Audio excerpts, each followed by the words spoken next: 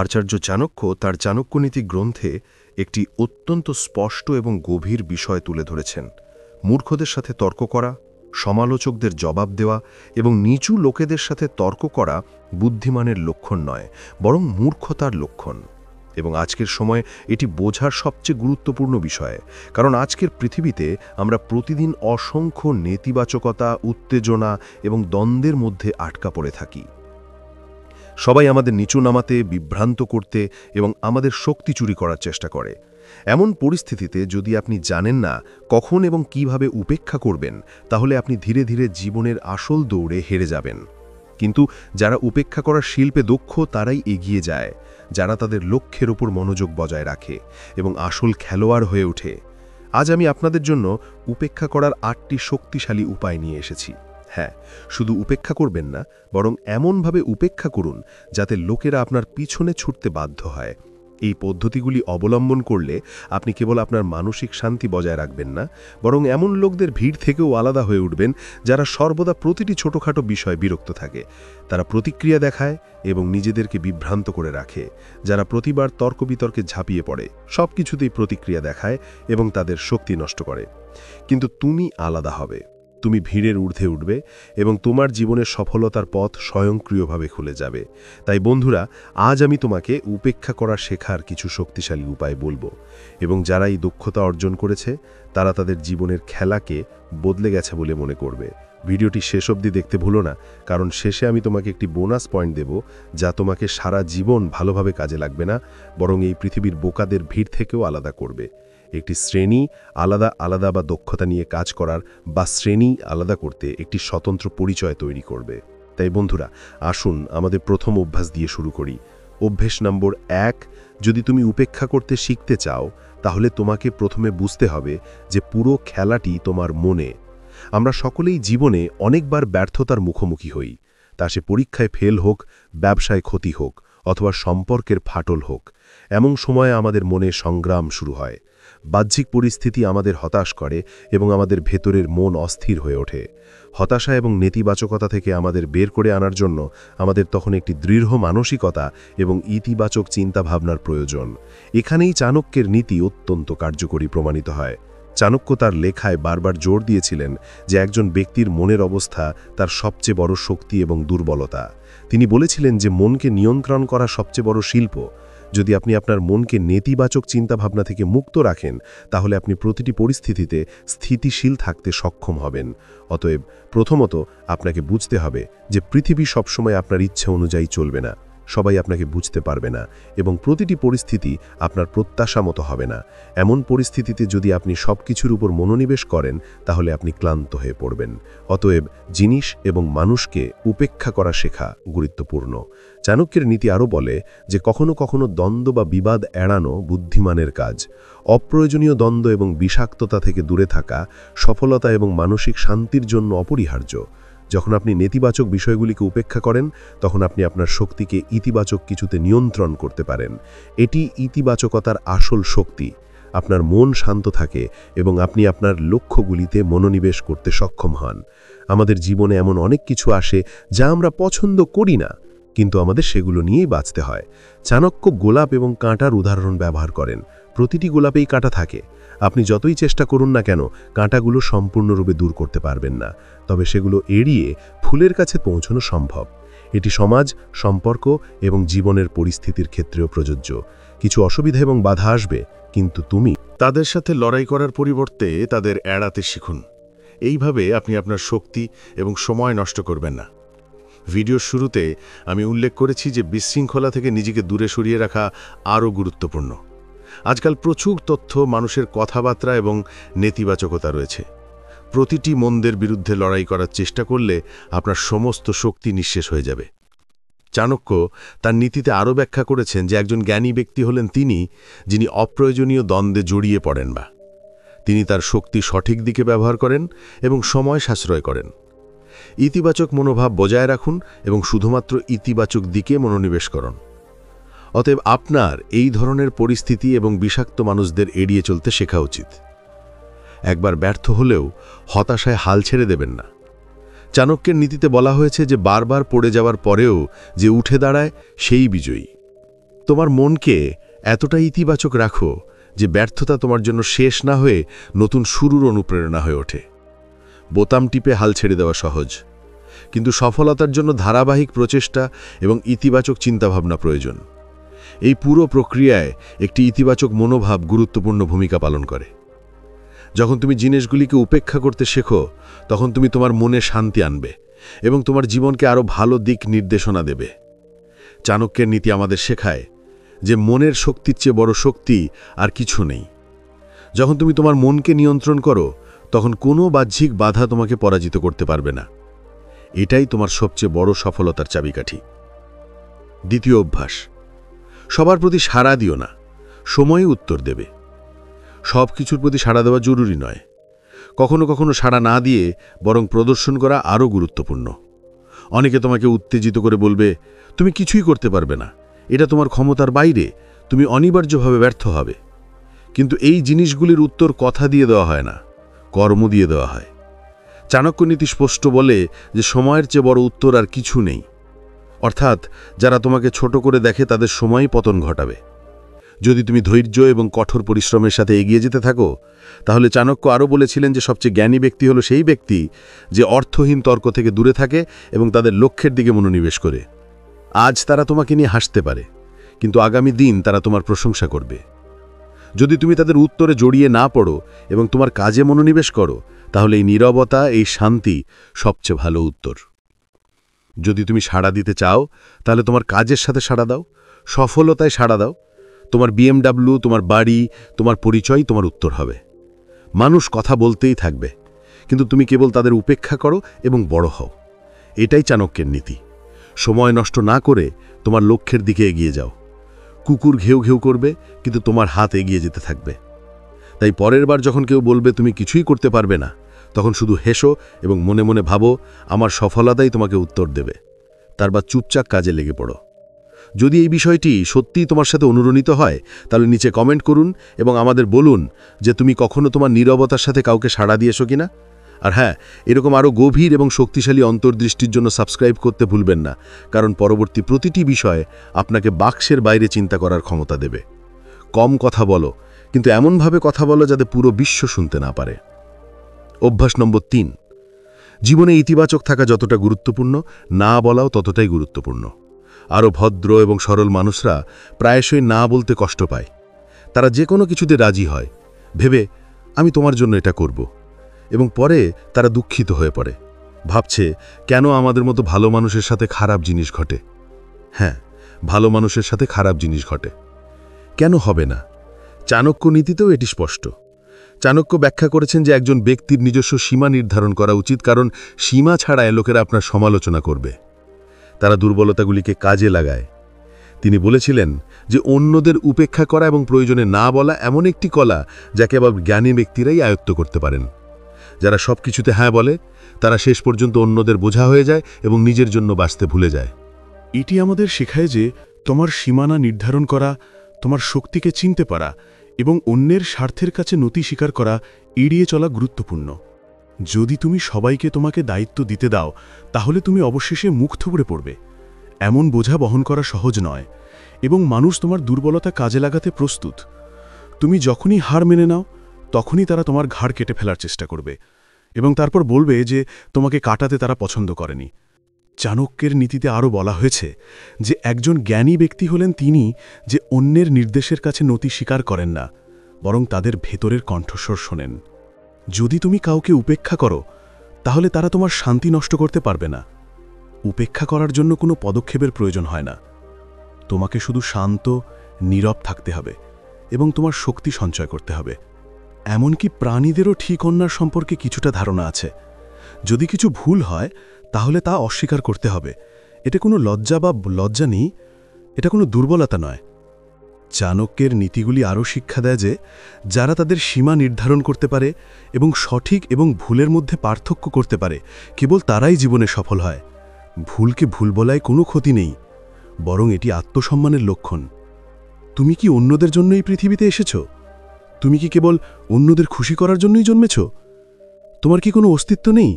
তোমার কি নিজের কোনো স্বপ্ন নেই? তোমার কি কোনো আত্মসম্মান নেই? যদি তাই হয়, তাহলে তুমি ক্ষতিগ্রস্ত হচ্ছ। এই ধরনের লোকদের উপেক্ষা করো।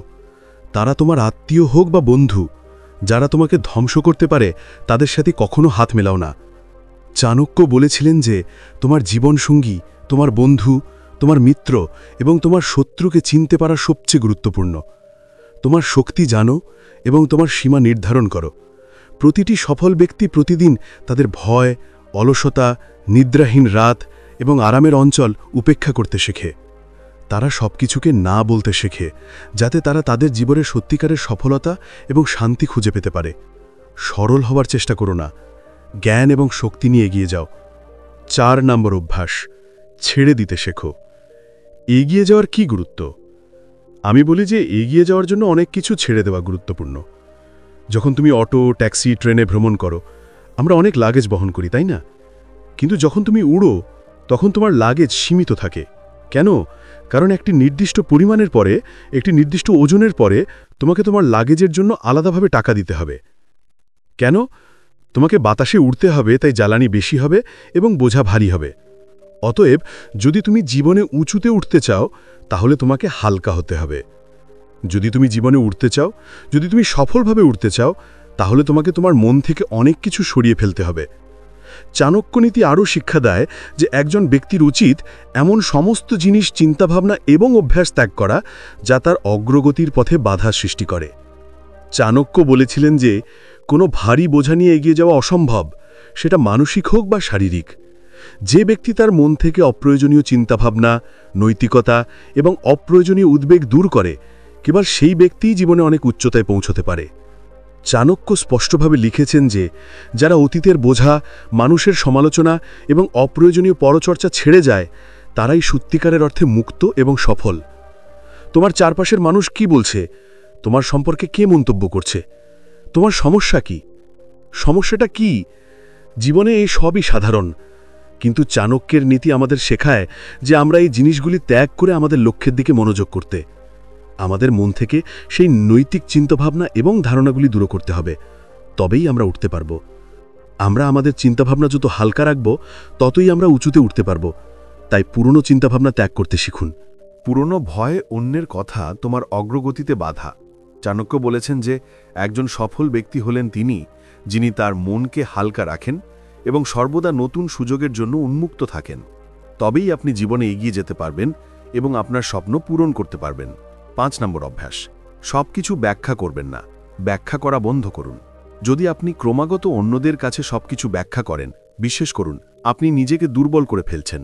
আমি কেন এটা করলাম? কেন আমি তা অস্বীকার করলাম? কেন আমি তার সাথে কথা বলা বন্ধ করে দিলাম? কেন আমি সেখানে গেলাম না? সবকিছুর উত্তর দেওয়া, তোমার বক্তব্য প্রমাণ করার চেষ্টা করা, এই অভ্যাস ধীরে ধীরে তোমার মানসিক শক্তিকে নিঃশেষ করে দেয়। সবার উত্তর দেওয়ার প্রয়োজন নেই। তুমি এমন আদালতে বসে আছো না যেখানে তোমাকে প্রতিটি সিদ্ধান্তের জন্য প্রমাণ দিতে হবে। যদি তুমি সিদ্ধান্ত নিয়ে থাকো, তাহলেই হবে। তোমার চিন্তাভাবনা, তোমার অগ্রাধিকার বা তোমার সিদ্ধান্তের জন্য সবসময় অন্যদের কাছ থেকে অনুমতি নেওয়ার প্রয়োজন নেই। চাণক্যনীতি স্পষ্টভাবে বলে, মৌনাময়ী সর্বার্থ সাধনা, মনই চূড়ান্ত উপায়। অর্থ, নীরবতা প্রায়শই সমস্ত সমস্যার সমাধান। যখন তুমি চুপ থাকো, তখন তুমি নিজেকে শক্তিশালী মনে করো, কারণ যারা তোমাকে সত্যিকার অর্থে বোঝে তারা তোমার নীরবতার মধ্যে উত্তর খুঁজে পায়। আর যারা তা বোঝে না, তুমি যতই ব্যাখ্যা করার চেষ্টা করো না কেন, তারা কখনোই বিশ্বাস করবে না।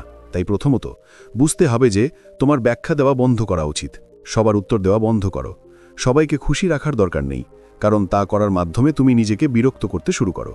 তোমার কাজ হলো এগিয়ে যাওয়া, তোমার শক্তি সঞ্চয় করা এবং সঠিক পথে পরিচালিত করা। ব্যাখ্যা দেওয়া ভিক্ষাবৃত্তির এক রূপ, অনুমোদনের জন্য ভিক্ষা করা। আর যখন মানুষ দেখবে যে তুমি ব্যাখ্যা দিচ্ছ, তখন তারা বারবার তোমাকে বিচার করবে, তারা তোমাকে বারবার পরীক্ষা করবে। তাই আজ থেকে এটিকে অভ্যাসে পরিণত করো, যখন জিনিস ব্যাখ্যার যোগ্য নয় তখন চুপ থাকো, হাসি মুখে এগিয়ে যাও। সময় তোমাকে বলে দেবে তুমি ঠিক ছিলে না ভুল। আর যদি তুমি ঠিক হও, তাহলে সময় তোমার সবচেয়ে বড় সাক্ষী হবে। মন্তব্যে আমাদের বলুন, তুমি কি বারবার ব্যাখ্যা দিতে দিতে ক্লান্ত? আর যদি তাই হয়, তাহলে কি এই অভ্যাস পরিবর্তন করার সময় এসেছে? যদি তুমি ভিডিওটি উপভোগ করে থাকো, তাহলে দয়া করে লাইক করো, সাবস্ক্রাইব করো। আর পরের বার যখন কেউ তোমাকে জিজ্ঞাসা করবে কেন তুমি এটা করেছো, তখন শুধু হেসে বলো যে তোমাকে ব্যাখ্যা করার দরকার নেই। অভ্যাস নম্বর 6, তোমার লক্ষ্যের উপর মনোযোগ দাও। বলা হয়ে থাকে যে মাঝে মাঝে বড় যুদ্ধে জয়লাভের জন্য তোমাকে ছোট ছোট যুদ্ধে হেরে যেতে হবে। এর মানে হলো, যদি তোমার বড় লক্ষ্য থাকে, তাহলে ছোট ছোট বিষয়গুলো তোমাকে বিভ্রান্ত করতে দেওয়া উচিত নয় যখন তুমি সেগুলো অর্জনের পথ তৈরি করবে। চাণক্য তার শিষ্যদের আরও শিখিয়েছিলেন যে একজন ব্যক্তির লক্ষ্য স্পষ্ট এবং স্থির রাখতে হবে। চাণক্য নীতিতে বলা হয়েছে যে একটি বড় লক্ষ্যের পথ হোক কঠিন, কিন্তু যার মন স্থির সে শেষ পর্যন্ত জয়ী হয়। তোমার লক্ষ্য হলো আমের ফল, আম গাছ নয়। এর মানে হলো তোমাকে তোমার শক্তি এবং প্রচেষ্টাকে সেই লক্ষ্যের উপর কেন্দ্রীভূত করতে হবে, অপ্রয়োজনীয় জিনিসের উপর নয়। মানুষের কাজ হলো কথা বলা এবং তোমাকে বিরক্ত করা। তারা তোমাকে থামানোর চেষ্টা করবে এবং তোমাকে বিভ্রান্ত করবে, কিন্তু তোমার কাজ হলো তোমার লক্ষ্য অর্জনের জন্য অধ্যাবসায়ের সাথে কাজ করা। তুচ্ছ বিষয়ে তোমার মূল্যবান সময় এবং শক্তি নষ্ট করো না। চাণক্য বলেছেন যে একজন বুদ্ধিমান ব্যক্তি হলেন তিনি, যিনি তুচ্ছ বিষয়ে জড়িয়ে পড়ার পরিবর্তে তাদের লক্ষ্যের দিকে সঠিকভাবে সময় এবং শক্তি বিনিয়োগ করেন। কাজ যত বড়, চ্যালেঞ্জ তত বড়, লক্ষ্য যত বড়, সমস্যা তত বড়। যদি তোমার নিজের জন্য একটা বড় স্বপ্ন থাকে, তাহলে পথে বাধা আসবেই স্বাভাবিক, কিন্তু তোমাকে বিভ্রান্ত করা উচিত নয়, পিছু হটতে হবে না। চাণক্যের নীতিতে আরও বলা হয়েছে যে যারা তাদের লক্ষ্য থেকে বিচ্যুত হয় না এবং ধৈর্য এবং প্রজ্ঞার সাথে সমস্যার মুখোমুখি হয়, তারাই সাফল্যের শিখরে পৌঁছায়। মনে রাখবেন, তুমি লক্ষ্য নিয়ে শুরু করেছ, যতক্ষণ না এটি অর্জন হয় তার বিভিন্ন সমস্যার মধ্যে সবকিছু ঠিকঠাক থাকবে। সে খাবার হোক, ঘর হোক বা প্রতিবেশী হোক, কিন্তু গন্তব্য ছাড়া জীবন অসম্পূর্ণ। অতএব তোমার লক্ষ্যের উপর মনোযোগ দাও, কিন্তু মনোযোগী থাকো। আমাকে আমার গন্তব্যে পৌঁছাতে হবে, তাই আত্মবিশ্বাসী থাকো, মনোযোগী থাকো। অপ্রয়োজনীয় বিক্ষেপ উপেক্ষা করো। তুমি যাই করতে চাও, যেখানেই যেতে চাও, তা অর্জন করো এবং কেবল তোমার দেশে নয়, বরং সারা বিশ্বে তোমার দেশের গৌরব বয়ে আনো। চাণক্যের নীতি থেকে শিক্ষা নাও। অধ্যবসায়, ধৈর্য এবং একাগ্রতা সাফল্যের চাবিকাঠি। 7 নম্বর অভ্যাস। তুমি যত বেশি সরল হবে, তত দ্রুত তুমি তা অর্জন করবে। এটাই জঙ্গলের নিয়ম, এটাই জীবনের নিয়ম। তুমি যত বেশি সরল এবং সরল হবে, তত তাড়াতাড়ি তোমাকে হত্যা করা হবে। এই পৃথিবীতে কেউ কারণ নয়। যারা খুব বেশি সরল এবং সবার চেয়ে শ্রেষ্ঠ হতে চেষ্টা করে, তাদের বাঁচতে দেওয়া হবে না। এটি একটি কঠোর এবং কঠিন সত্য। যত তাড়াতাড়ি তুমি এটি উপলব্ধি করবে, তত বেশি তুমি সুখে এবং বিজ্ঞতার সাথে জীবনযাপন করতে শিখবে। চাণক্য তার নীতিতে স্পষ্টভাবে বলেছিলেন যে জীবনে অনেক মানুষ আছে যারা তোমার সরলতা এবং সরলতার সুযোগ নেওয়ার চেষ্টা করে। তিনি লিখেছিলেন যে সরল এবং সরল লোকেরা প্রায়শই প্রতারণা এবং প্রতারণার শিকার হয়। তাই চাণক্য আমাদের সর্বদা সতর্ক থাকতে এবং আমাদের বুদ্ধিমত্তা ব্যবহার করতে শিখিয়েছিলেন। জ্ঞান ও সংযম ছাড়া সরলতা মানে নিজেদের দুর্বল করে ফেলা। জীবনে স্থিতিশীলতা এবং সাফল্যের জন্য শক্তি এবং প্রজ্ঞার সাথে সরলতা অপরিহার্য। কেবলমাত্র আপনিই নিজের মঙ্গল সম্পর্কে সত্যিকার অর্থে চিন্তা করতে পারেন। অতএব অন্যদের মতে জীবনযাপন বন্ধ করুন। চাণক্য বলেছেন যে যারা নিজের বিবেক এবং বিবেক অনুসরণ করে, তারাই স্থিতিশীল এবং সফল থাকে। অন্যদের জন্য নিজেকে অসুখী করে, নিজেকে উৎসর্গ করে, কেবল আপনার শক্তি নষ্ট করে। যখন আপনি উপেক্ষা করতে শেখেন, তখন আপনি আপনার মানসিক ভারসাম্য রক্ষা করেন। চাণক্য নীতি বিচক্ষণ অজ্ঞতাকে অত্যন্ত গুরুত্বপূর্ণ বলে জোর দেয়। এর অর্থ হল প্রয়োজনে নেতিবাচক জিনিস এবং মানুষকে উপেক্ষা করা। উপেক্ষা করা এবং অহংকার দেখানোর মধ্যে পার্থক্য রয়েছে। কিছু লোক বলবে যে আপনি এমন একটি মনোভাব তৈরি করেছেন যা আপনি প্রদর্শন করছেন, কিন্তু আপনি যদি আপনার মনোভাব একটু শক্ত করেন, তবে এটি শক্তির লক্ষণ হবে। চাণক্য নীতি আরও জোর দেয় যে একজন ব্যক্তির আত্মবিশ্বাস এবং সম্মান বজায় রাখা উচিত, যাতে লোকেরা তাদের হালকাভাবে না নেয়। যখন আপনি শক্তি প্রদর্শন করেন, তখন লোকেরা প্রথমে একটি শক্তিশালী ব্যক্তিত্বের কথা ভাবে। এটিকে হালকাভাবে নেওয়া উচিত নয়। এটি আপনার খ্যাতি বাড়ায় এবং আপনার কাজ সহজ করে তোলে। কোনো সমস্যা নেই, আপনার কাজ সম্পন্ন হচ্ছে, তাই না? চাণক্যের শিক্ষায় এটাই। জীবনে সরলতা এবং সরলতা ভালো, কিন্তু প্রজ্ঞা, আত্মসংরক্ষণ এবং অধ্যবসায় ছাড়া এটি কঠিন। এই ভারসাম্য বোঝা এবং গ্রহণ করা আপনাকে জীবনে এগিয়ে যেতে সাহায্য করবে। 8 নম্বর অভ্যাস। একটু বহিরাগত হন। প্রথমে আপনি অনেক কিছু শোনেন। এটি সবচেয়ে বড় সমস্যা। কেউ আপনার সম্পর্কে কিছু বলে, তিনি আপনার সম্পর্কে এটি বলছিলেন। আপনি তৎক্ষণাৎ জিজ্ঞাসা করেন, ঠিক আছে, বলুন তিনি আমার সম্পর্কে কি বলছিলেন, এবং তারপরে আপনি শোনার তাগিদ অনুভব করেন। কেউ এসে আপনাকে বলে, তিনি আপনার সম্পর্কে এটি বলেছিলেন। আপনি জিজ্ঞাসা করেন, তিনি আর কি বলেছিলেন? আপনি শুনতে খুব আগ্রহী। যখনই কেউ আপনার সম্পর্কে কিছু বলেন, আপনি বলেন, এবং তিনি কি বলেছিলেন? বলো, আরেকটু বলো। তুমি এত আগ্রহ দেখাচ্ছ কেন? ওই ব্যক্তি এর সুযোগ নেবে, কারণ সে জানে যে সে যা বলবে তুমি তাই শুনবে। এই অভ্যাস তোমার জন্য ক্ষতিকর। চাণক্য তার নীতিতে স্পষ্টভাবে বলেছিলেন যে যে ব্যক্তি অন্যের কথা এতটাই জড়িয়ে পড়ে যে তার শক্তি এবং সময় নষ্ট হয়, সে দুর্বল হয়ে পড়ে। চাণক্য বিজ্ঞতার সাথে পরামর্শ দিয়েছিলেন যে তার অন্যদের কথা না শোনাই উচিত। নেতিবাচক কথা শোনা বন্ধ করুন, কারণ যে ব্যক্তি আপনার বিরুদ্ধে কথা বলে, সে আপনার দুর্বলতাগুলি খুঁজছে। আপনি যদি সাড়া না দেন তাহলে তারা নিজেরাই ক্লান্ত হয়ে পড়বে।